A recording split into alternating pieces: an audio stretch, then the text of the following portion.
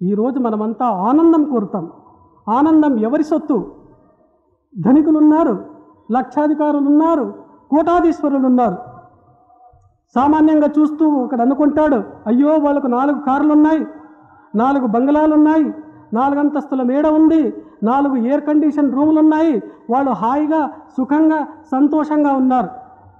పోయి అడగండి, ఏమండి మీకు 4 రకరకాల కార్లు ఉన్నాయంట, 4 అంతస్తుల భవనం ఉందంట, సుఖంగా ఆనందంగా ఉండారా? వాళ్ళంటారు, అన్నీ ఉన్నాయండి, అసలైందే లేదు అంటారు. ఏమది? సుఖం, పీస్ ఆఫ్ మైండ్ లేదు.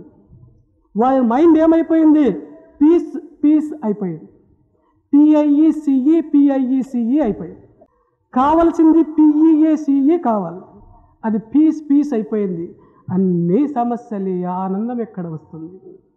మనం అనుకుంటాం నిజంగా ఈ రోజులు ధనవంతుడు ఎవడు అంటే అప్పు లేకుండా అంబలి తాగి పండుకునేవాడు నిజంగా ధనవంతుడు. గంజి అనుకోండి, ముద్ద అనుకోండి, అప్పు లేకుండా త్రాగి చల్లగా పండుకునేవాడు, నిద్ర బాగా వస్తుంది. ధనవంతులకు వస్తుందా నిద్ర? ట్యాబ్లెట్స్ వేసుకుంటే కూడా రాదు అంటారు. మొత్తుకు వలన నాకు చాలామంది అడుగుతున్నారు, స్వామి అంతా సరే నిద్ర వచ్చి ఏం చేయాలంటారు. ఎప్పుడు ఏదో సమస్య సమస్య సమస్య సమస్య, ఏం చేయాల? ఎందుకు? అందని దాని కోసం ఆరాటం చెందుతున్నారు. ఆశయాబద్ధతే లోకే. 100 రూపాయలు లభిస్తే 1000కి ప్లాన్ వేసేవాడే, 1000 లభిస్తే 1,00,000కు వేసేవాడే, 1,00,000కు వేస్తే కోట్లకు వేసేవాడే. ఇది ఆశయాబద్ధతే లోకే. కాబట్టి సుఖం రాదు మీకు. ఉన్నదానితో తృప్తి చెందుతారా? సుఖం వస్తుంది. దారిలో భిక్షగాడు పోతున్నాడండి, ఒక నోట్ల కట్ట దొరికిందని దినం భిక్షమెత్తుకుంటూ అది లభించింది తిని బాగా పండుకునేవాడు, చాలా ఆనందంగా ఉండాడు.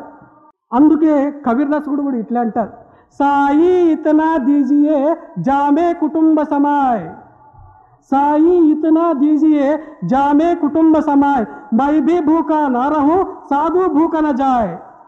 బాబా ఎటువంటి మాట ఇది, ఎటువంటి మాట! రత్నాలు ఇవి.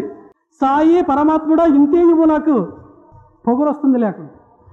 జామే కుటుంబ సమాయ్, నా కుటుంబాన్ని పోషించేదానికి ఎంత కావాలో అంత. మైబీ భూకా నారహు, నేను ఉపవాసిగా ఉండకూడదు, ఏమో తిని బతకాలి కదా. సాధు భూకన జాయ్, మా ఇంటికి వచ్చినటువంటి ఎవరో సాధు సత్పురుషులు వస్తే ఇంత పిడుకుడు పెట్టేదానికి ఒక సామర్థ్యం, ఒక యోగ్యత, అంత మాత్రం కెపాసిటీ ఇవ్వు, అంత మాత్రం దయపాలించి, ఇంకెక్కువ వేద్దాం. పొగరు పెరుగుతుంది. ఎందుకంటే అహం ఎక్కుతుంది అది.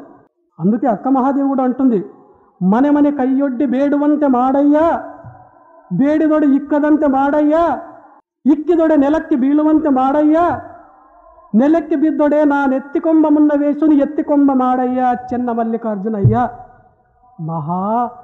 మహిమాన్వితురాలు ఎటువంటి మాట అంటుందండి.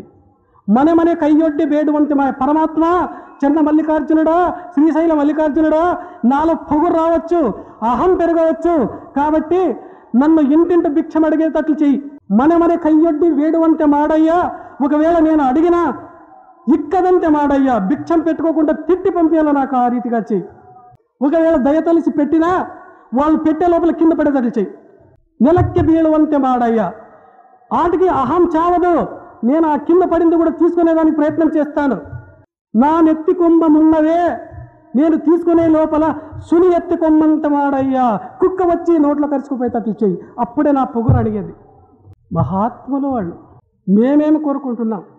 వాడు చూడండి నోట్ల కట్ట చిక్కిందో అని, అవి ఎంత ఉంది, అవి 99 రూపాయలు ఉన్నదా. వాడు బాగా పోయి ఎంచుకున్నాడు, 1 2 1 2 99. పక్కలో చూసా, ఎవరు చూడలేదు, ఏముందో పాపం. వాడు అనుకోనే, చ 99 రూపాయలు ఏం బాగుంది, ఇది నంబరే బాగలేదు, ఇది దీన్ని ఎత్తైనా కానీ 100 రూపాయలు చేయాలి. నేను 100 రూపాయలు చేసేదానికి ఏం చేయాలా ఆలోచన చేసేవాడు. సింపుల్, అది ఏముంది, జోరుగా ఇంకొక 4 ఇండ్లు భిక్షం ఎత్తేది, ఆ భిక్షం వచ్చిండే అన్నం మన అమ్మేది. ఎవడో కొంటాడు, నాలాంటి భిక్షగాడు ఉండాడు, కొంటాడు, 1 రూపాయి అవుతుంది, 100 రూపాయలు చేసేస్తాం. అప్పటికి తృప్తి, సాటిస్ఫాక్షన్. వాడు 10 ఇండ్లు భిక్షం ఎత్తుండే 20 ఇండ్లు ఎత్తేవాడు. తిట్టించుకొని ఉంపించుకొని ఎత్తా, దండి వచ్చా, అమ్మకానికి పెట్టేవాడు. ఎవడో వచ్చా, చూసా, బేరం చేసా, 5 రూపాయలకి తీసుకునేవాడు. 99 + 5 104 అయ్యా.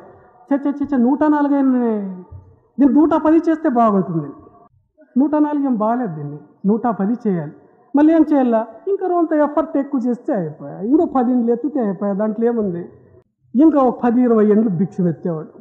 కాళ్ళు చేతులు సన్నగా, అవనికి మొబ్బు వచ్చినట్లాగా. అన్నం అమ్మే షురు చేస్తున్నాడు వాడు, కడుపు తినుడోడు, రాత్రి నిద్ర రావడం లేదు. అమ్మల్లా అమ్మల్లా అమ్మల్లా, ఇదే ఆలోచన. అది 99 + 5 104 అయింది, 110 చేయాల. వానికి జ్వరం వచ్చేవాని. ఇప్పుడు చాలామంది టైఫాయిడ్ వస్తుంది, అట్లా అది ఏడో వచ్చే రోగం అని. డాక్టర్ దగ్గర పోతాడా, వాడు 100 రూపాయలు డబ్బులు ఉండే పోతాడా, పక్కవాడు సూచన ఇచ్చేవాడు, ఇది చాలా పెద్ద రోగం ఉన్నట్లుందా, నువ్వు డాక్టర్ దగ్గర పోయి సచ్చినా పోననేవాడు. ఎందుకు నంబర్ ఎక్కేయాల దీన్ని. పోని ఉన్నేమైనా తింటాడా, అది తినడు. ఎందుకు అమ్మితే 10 రూపాయలు వస్తుందో 30 వస్తుందో ఈ లెక్కలో ఉన్నాడు. చాలా వీక్నెస్ వచ్చి, ఆ నీరసం వచ్చేసి ఆ మంచం మీద పడిపోయినాడు, లేవలేడు, అట్లే దోక్కుంటూ పోతున్నాడు. ఇంకా 5-6 ఇండ్లు భిక్షమెత్తా. దాన్ని ఎట్లయినా కానీ నంబర్ పెంచల్లా అంటే వాడు